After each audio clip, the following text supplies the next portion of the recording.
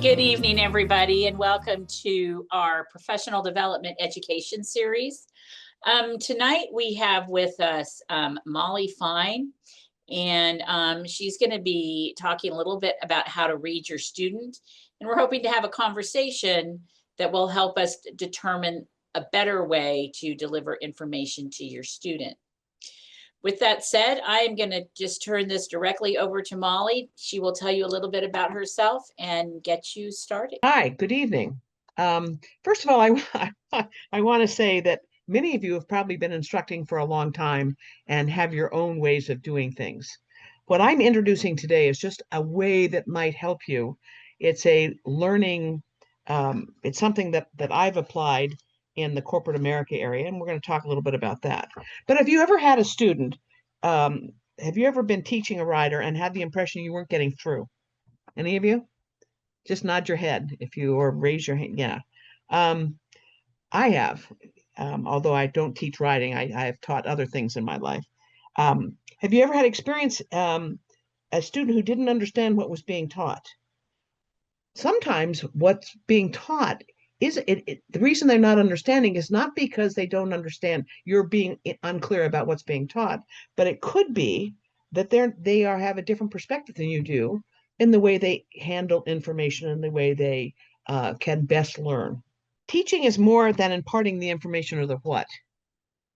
It is also the how as well, because the how is just about as important as the information, because the how is where you help them to understand the information that's being imparted. This is really an introduction to an individual preferences that can play an important role in the learning experience.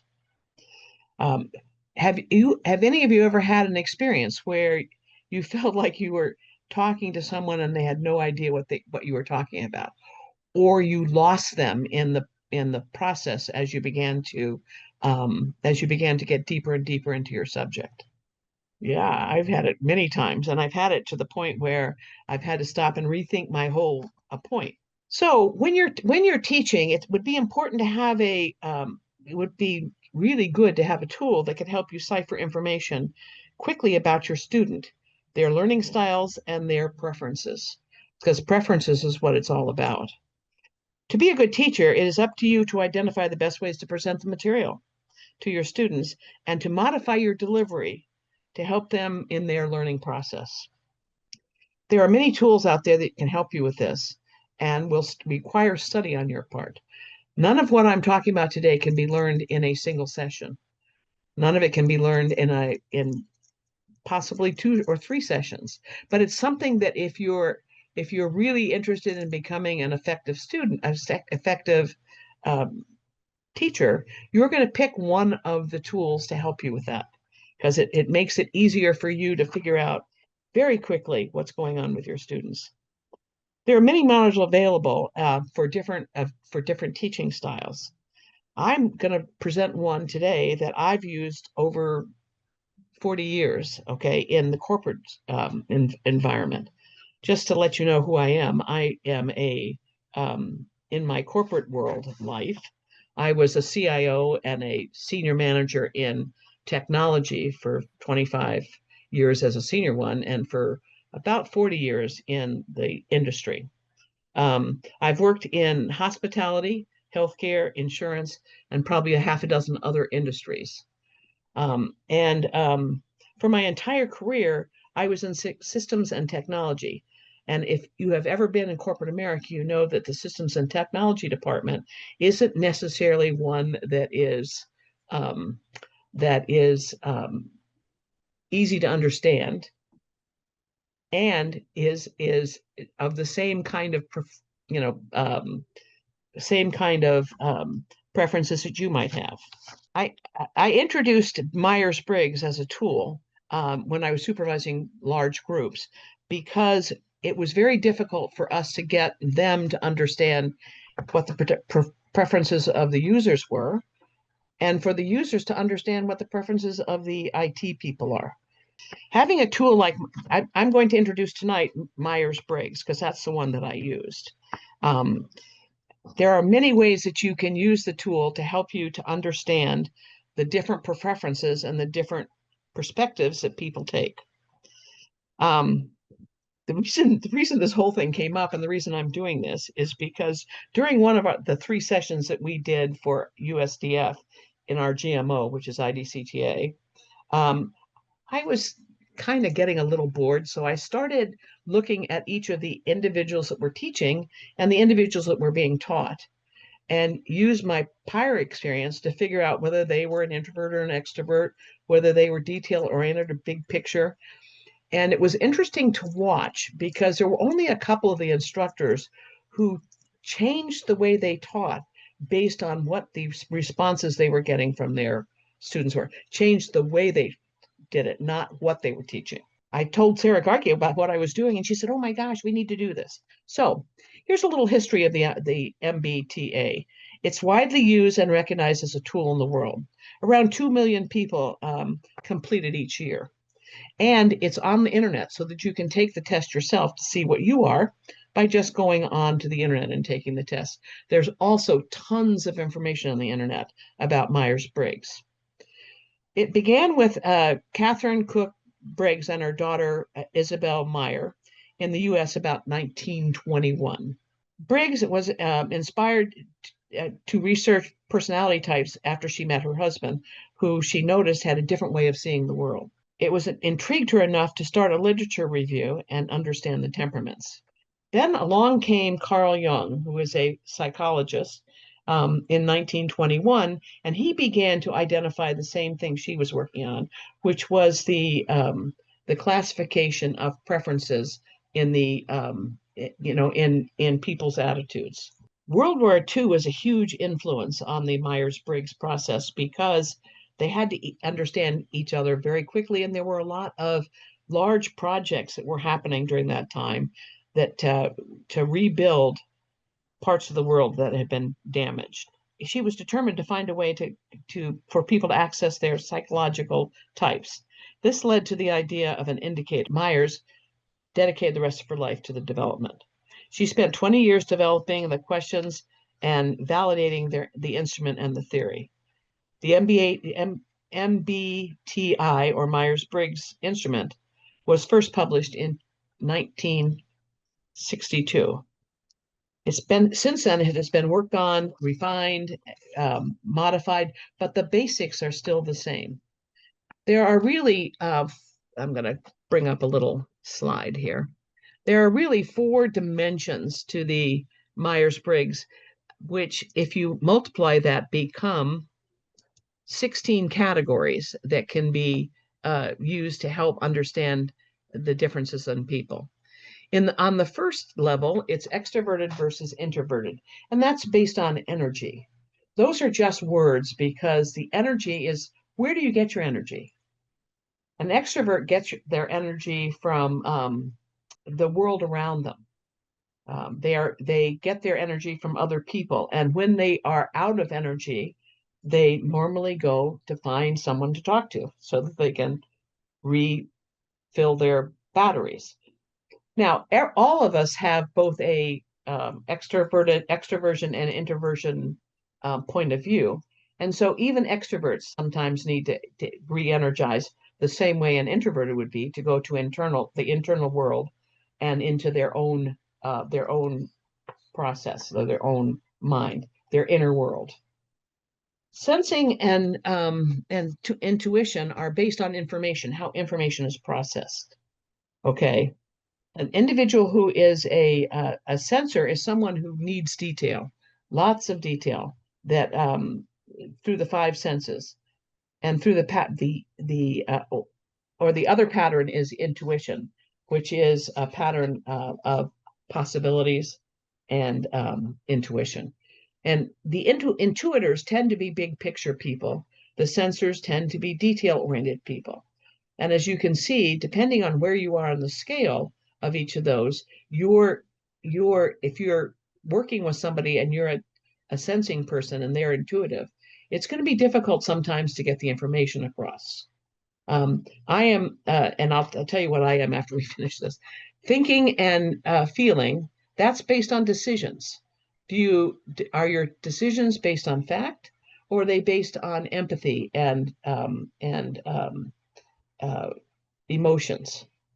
It's a very different kind of thinking pattern. And the final one is judging versus perceiving. Now, in the world itself, the general population, 75% of the people are extroverts, and 25% are introverts. In the sensing world, 75% of the people in the general population are sensors or detailed-oriented people, and 25% are intuitors. On the last two scales, it's about 50-50. If you do the Myers-Briggs test, what ends up happening is it tells you where you are on the scale, how much of an introvert you are versus an extrovert. If you can quickly figure out about whether your students are introverts or extroverts, or sensing or intuitors, and those are really the only two we're going to talk about tonight, you can quickly figure out whether you need to be enthusiastic and, not that you're not always enthusiastic, but activated and out there. The extroverts love that. They are really in favor of a lot of energy in the giving. Introverts sometimes can be overwhelmed by the fact that too much information is being given, and too much is being given in too quick a way, and that they need time to reflect as you go through the process. Sometimes people can go from being an extrovert to an introvert in certain situations. So as an instructor, you have to keep evaluating where your student is on that scale. From the sensing situation and the intuition, a sensor can deal with lots of facts that aren't necessarily totally related. And so to give a sensor good information, you can fire a lot of information at them. For an intuitor, or in the intuition area, they need a big picture before they can put the facts in place. And that's an important situation. Sometimes you need to tell the student what it is that you're trying to accomplish before you start putting the pieces in place. So what I did with this was, in my experience, we would meet in groups, and we would figure out who the intuitors were, what each of the different categories were, and then we'd put people together to see the differences in how they processed as they were given things to do. But there's a whole raft of information right now that is about how you use MBTI in coaching and in training. Okay, so there are things that you can do to use the MBTI in your coaching. You can tailor the coaching style based on the MBTI of you and your students. It'll help you to understand the athlete's needs. Coaching using MBTI understand the different needs of their athletes, and can lead to a much more effective communication and motivation capability for that instructor. You can adapt communication. For example, the thinking preference may respond well to direct, logical, and fact-based instruction, while those in the feeling preferences might benefit more from empathy and positive reinforcement. The third thing about it is you can balance your approach. A coach with a strong preference to structure and planning might need to adapt their approach for athletes who prefer spontaneity and flexibility. You can enhance the team dynamics, or the dynamics between you and by improving the relationship.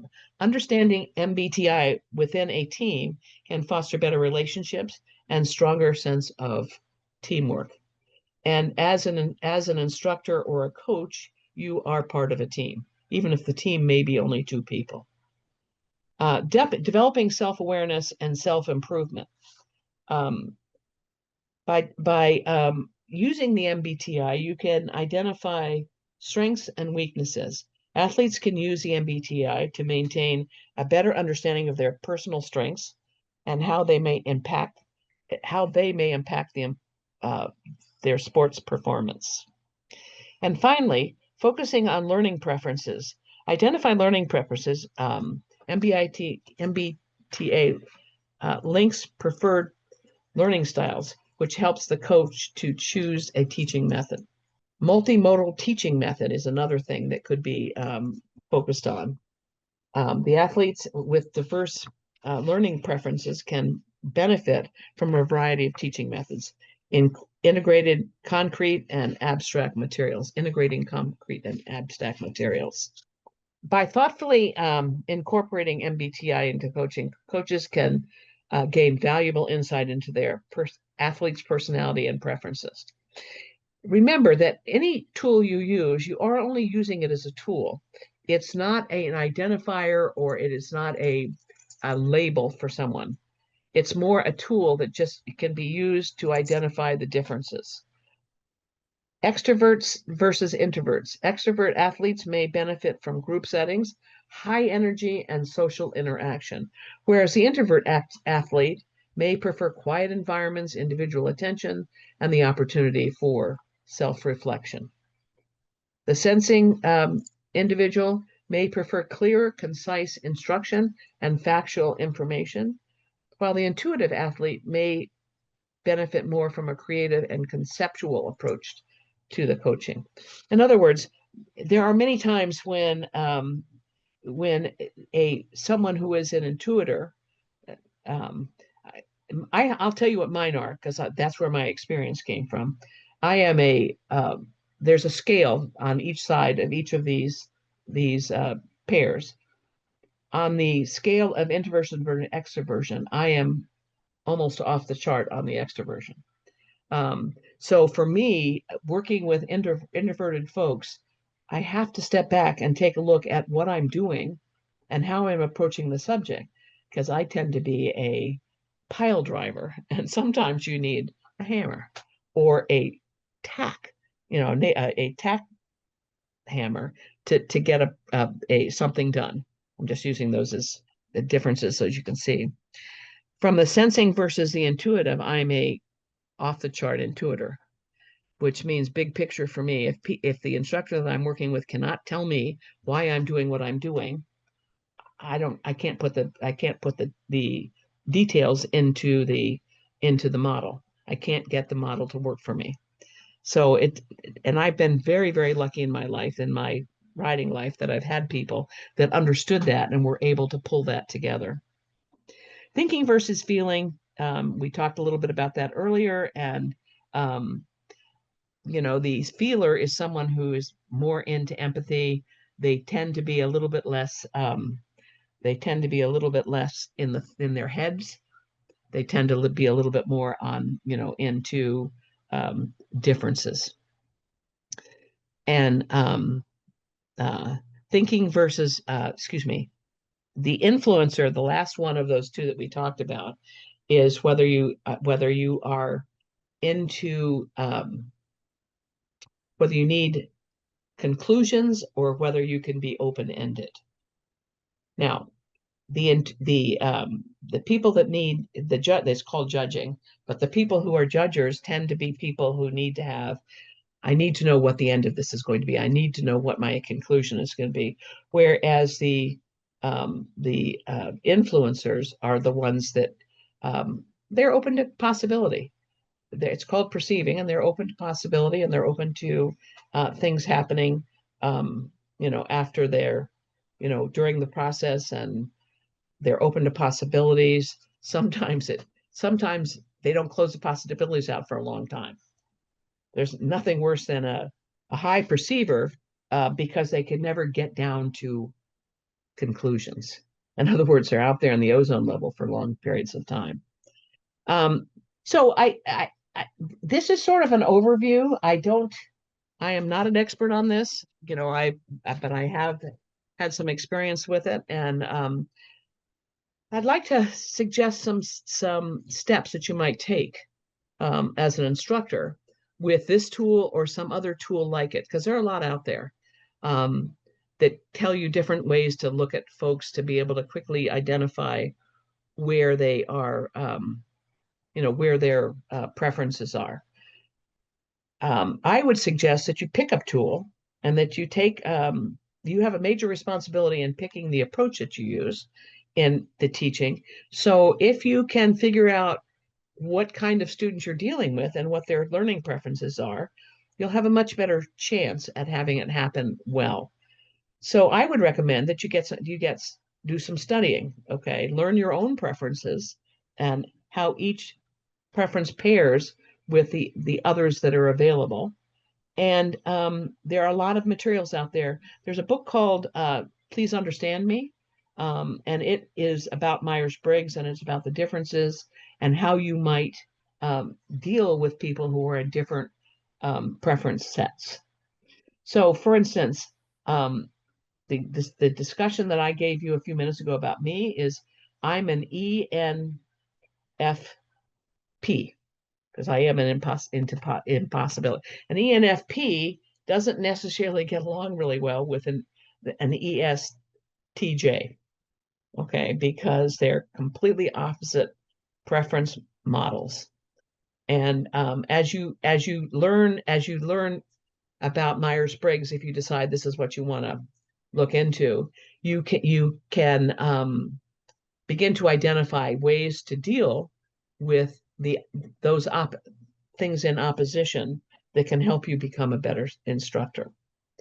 Molly, Learning. we've got some questions popping up in the chat. Sure. Oh, okay. The first one is, who should do the evaluation of a student? Should we ask the instructor to do this, or should we ask the student which category they fall into? First question. Okay, well, first of all, I would recommend that the instructors go onto the internet and take the MBTI test. It's free. It's on the internet. You can go and take it anytime you want. Okay, so that you have an understanding, and then read about the classification that you come into.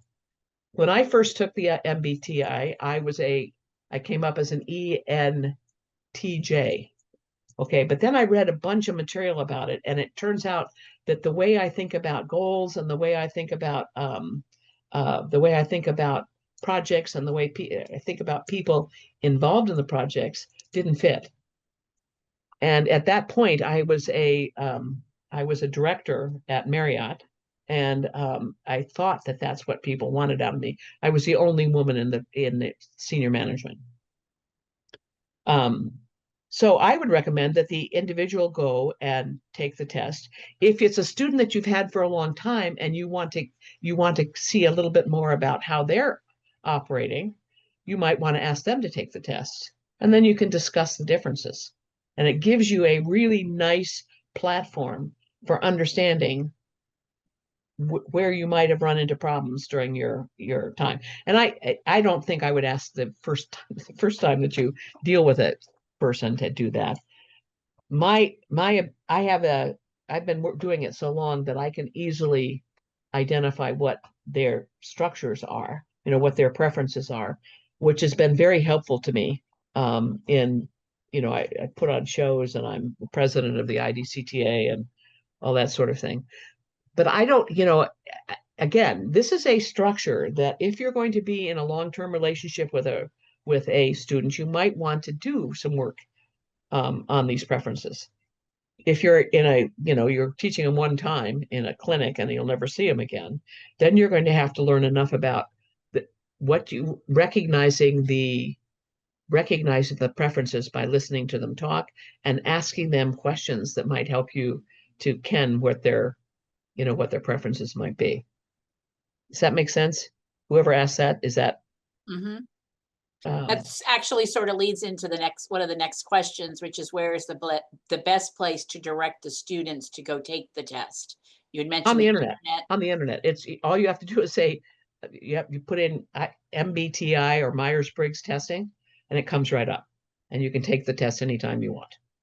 I think it's a wonderful way, particularly if you're having a problem with a student, and I don't mean a problem because there's lots of other things that get in the way.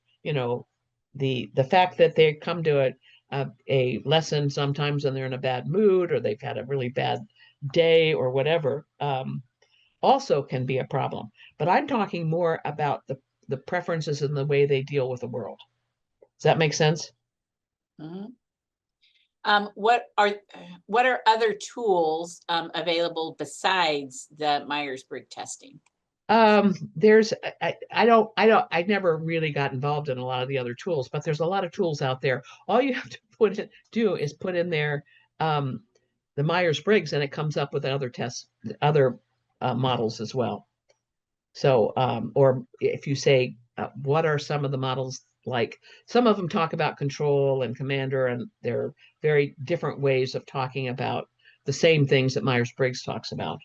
Um, I just find that Myers-Briggs interesting because, boy, has it been true in my life.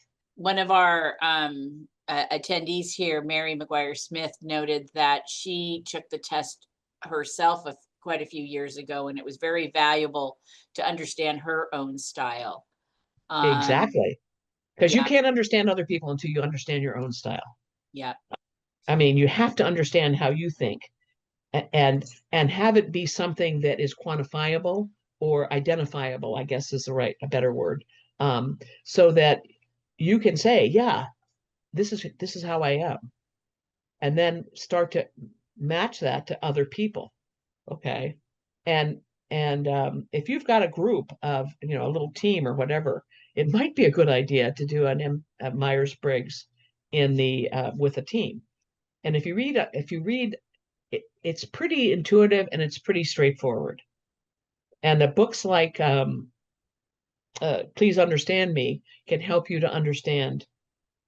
It has sections in there about how does as what is the preferred learning style for an MBT, for a INTJ or an INFP or a ENTJ or a whatever your four categories are. And again, it's not predictive, it's just preference. There's all kinds of other things to get into it. The preferences are just to help you understand you and understand other people. Because if you don't understand you and how you think and how you go about stuff, okay, you'll never understand anybody else. And it'll be very difficult. You'll spend a lot of time wasting your time trying to figure out how to deal with other folks, whether it's in a teaching situation or otherwise. What questions do you generally ask during that first lesson? Well, I would ask things like, what are you working on? And the way they answer the question might tell you a little bit about whether they are, whether they understand the details or whether they're sort of, you know, I think one of the things that moves people from being a thinking student, meaning they have to think about everything that they're doing in order to do it right, to one that becomes a feeling student, sometimes is a matter of you can think about what you're when you ask them things like, what are you working on? Well, I'm working on a half pass. Okay.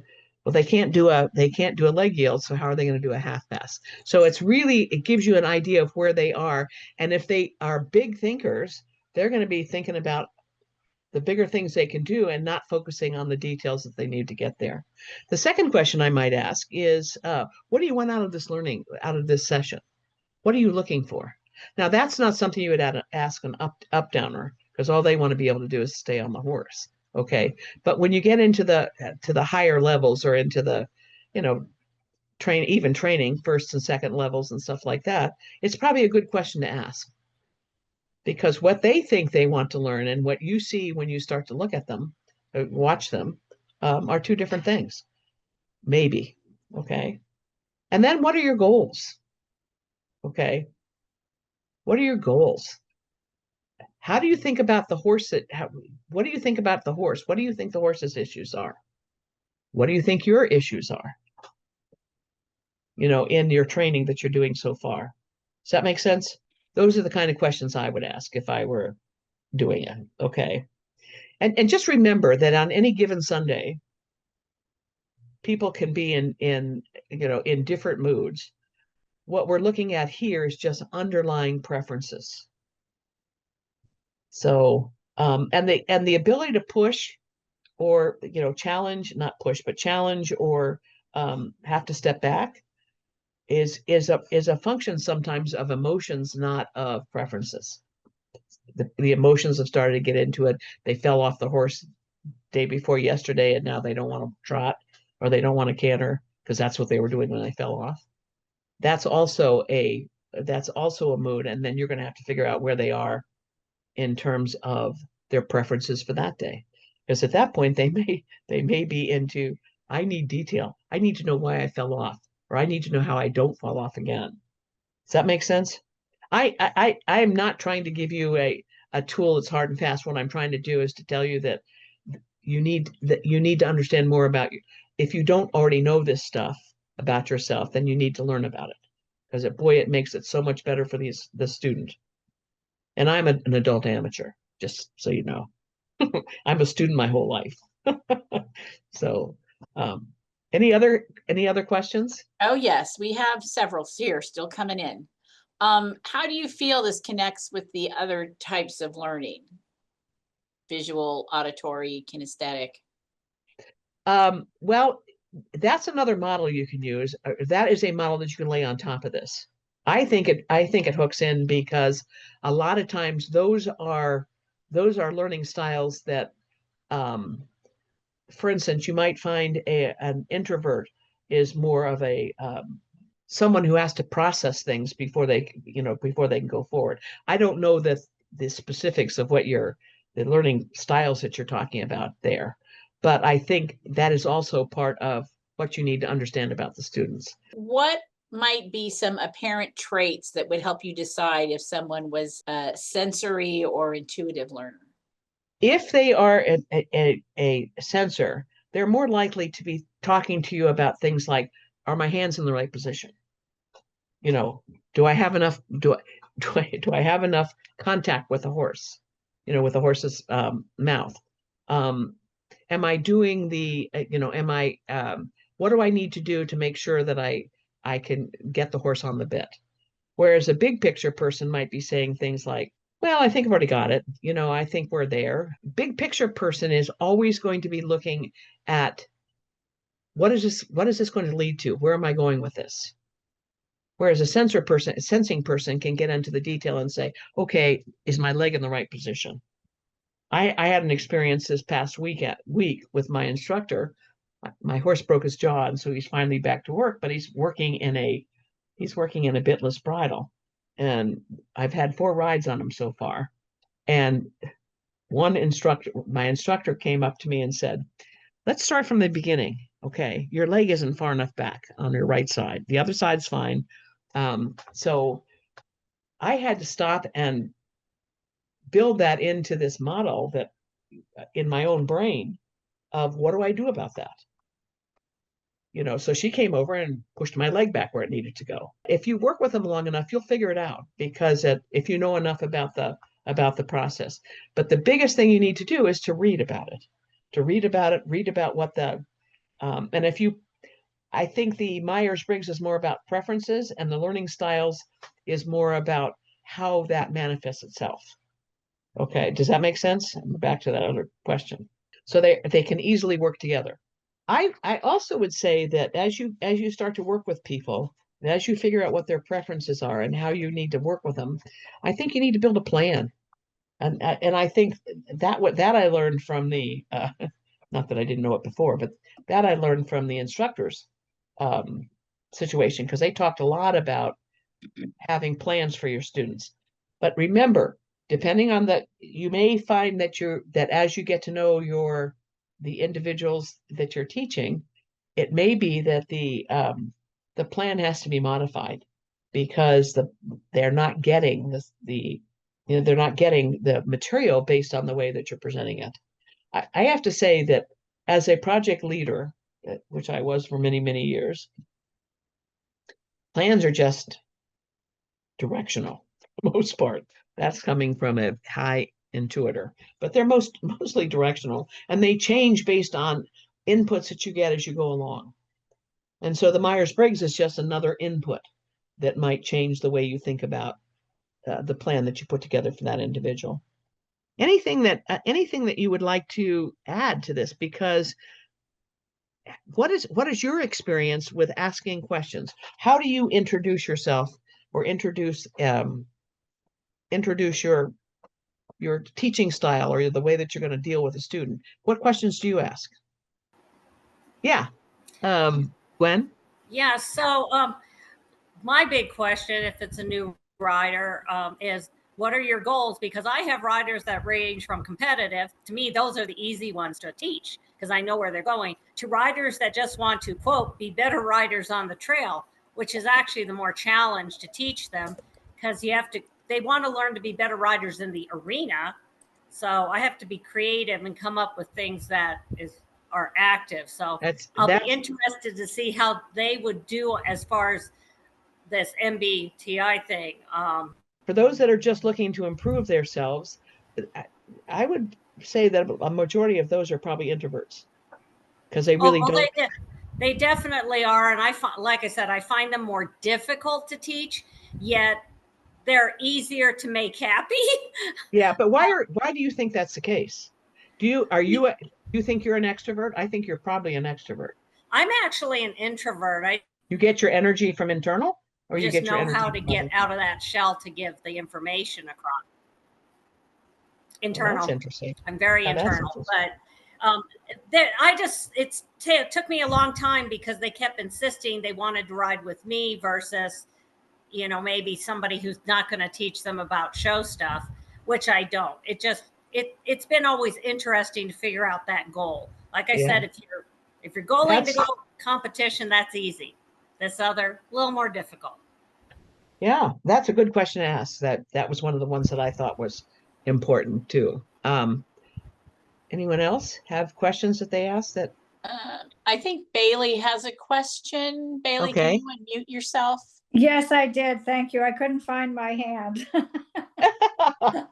So I have a student who has ridden with me for many, many years, and I was excited to have this session tonight because I had an interesting lesson with her the other day, and this has happened many times. I'm trying to make her be more of an independent rider and a student, so she doesn't depend on my lessons all the time. And so I'm trying to be very, very clear with her. And she's a low-level rider, but she's not she's not an uneducated person either with riding or mentally. And so I had a lesson with her yesterday, and I very specifically worked through just what the basic working gaits are with her horse and how to accomplish those. And I did not make it, in my opinion, I did not make it very complicated. And she was able, under my instruction, to create this. And I had a couple of very specific ways for her to do this. And then we took a short little walk break, and I said, now let's go on to the right rein. Now I want you to do this, and I want you to reiterate, how did we accomplish this going the other way? And I was kind of shocked, and this has happened many times, not just with her, but with other students, that she was not able to tell me verbatim or even anywhere close to how I got her to that point, going in the other direction. And like I say, she's not a stupid person. She's highly educated, but she clearly has a different way of processing information. I don't know the difference between ADD and ADHD. I'm sure she has some of that going on. We all do. But when the seminar came up tonight as to how to present information to your student, I thought, bingo, I need some help with this woman, because you might want to, this is just a thought. Okay. Yeah, please. I don't know if she'd be open to it or not, but you might want to have her, you take it and she take it, and then have a discussion about it, because it may be there's something going on there that has to do with the way you're delivering the material, or it may be in the way she processes the material when she gets it. Okay, Yes, I think it's how she processes it. right, Because when right. she will give me imagery things, it's very different than what I'm thinking about or how I've presented the information to her. Well, and you may get some big insights if you guys do the test, both of you, and then you compare Okay. 'em. Then you Okay. compare them and you read a little bit about what each there's on the internet. There's a place you can go that there's lots of places you can go, but they'll tell you what some of the characteristics of the various um, preference styles are. Okay. Okay. Yeah. And it may be that because and I don't know this, but you're a extrovert and she's an introvert, and you're a feeler or you're a thinker and she's a Yeah. feeler. Yeah. She's not getting the information Yeah. because it's not being presented in a way that she can process. Right. Okay. And Yeah. and Obviously, there is a block there. yeah, yeah. And I think that Myers-Briggs is much better at telling you things like that than whether whether their learning style is a perceiver or that kind of thing. Okay. Because I think the differences come down to individual differences with individual people. Right. Okay. And if you avail yourself of it, the first thing I would do in your situation is I would take it myself. Yeah. And I'd find out what I am. Yes. And then I'd read up on what that means, what that, Okay. and again, it can be different. It may not fit completely, but I have found that, boy, when you hit on the right cylinders on that thing, it explains a lot. Okay.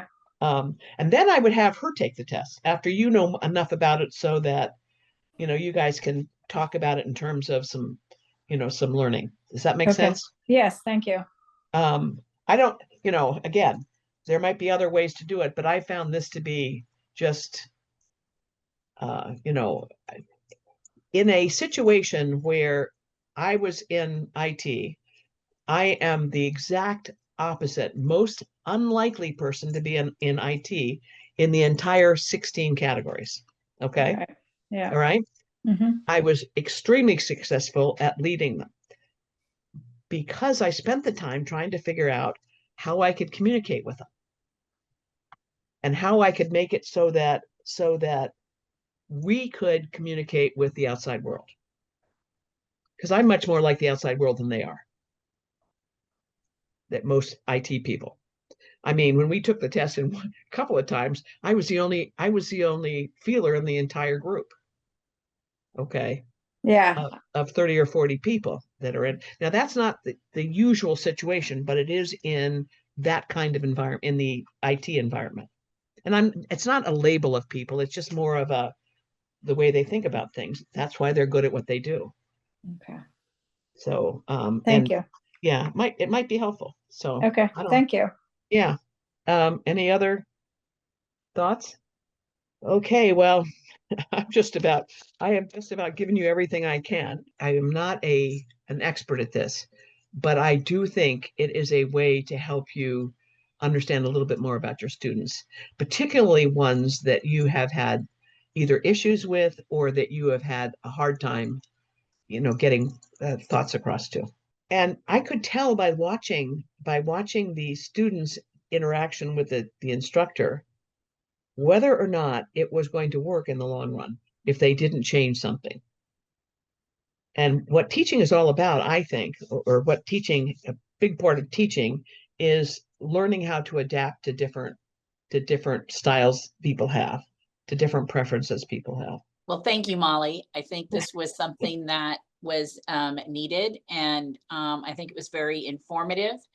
And I appreciate you taking the time to come and talk to our group about this particular topic.